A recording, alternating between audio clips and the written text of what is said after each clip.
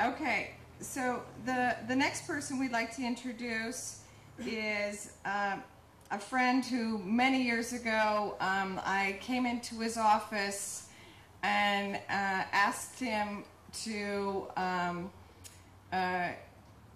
help us to go to other kinds of courts to deal with these human rights abuses. And he's a man that this didn't fall on deaf ears, but that he listened and responded to our request to do something about these human rights violations. And that's Peter Weiss, who's the Vice President for the Center for Constitutional Rights.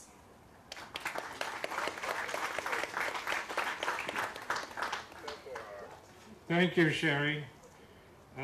She didn't exactly just come to my office. She was going to stage a sit-in there. And she and Willie Baptiste and some of the other people from KWRU, as it was at the time, said, we've just discovered this document called the Universal Declaration of Human Rights, and we want to know what you lawyers are going to do about it. And I said, I've been waiting for somebody to say that to me for the last 20 years.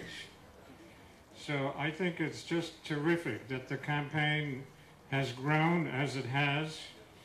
And actually, this is a good time to talk about human rights, because for once, the Supreme Court of the United States has done the right thing.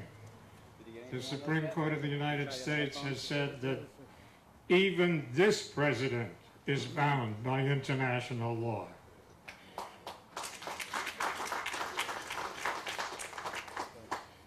And they said that in the context of torture, discussion of torture, and the commissions that don't have due process. And it seems to me that what we're talking about here, the kind of testimony that we're going to hear, is about another form of torture. Because if your stomach growls, that's torture. And if you don't have a home, that's being treated in an inhumane way. So there is a close connection between this great interest in torture and what we are about here today. And I'm very happy that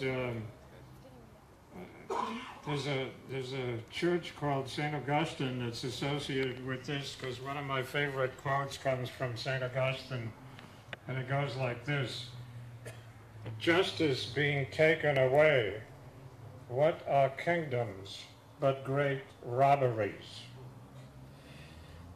Substitute democracies or any other form of government for the word kingdoms. So recently we lost two great people in this country. One was Rosa Parks, who said, when she was asked why she did what she did on that bus, she said, our mistreatment was just not right, and I was tired of it. And I understand how all of you feel that the treatment that you're getting is just not right, and how tired you are of it. And the other great person that we lost in this country this year was the Reverend William Sloane Coffin from the Riverside Church. And I'm going to leave you with something that he said. He said, if you lessen your anger at the structures of power, you lower your love for the victims of power.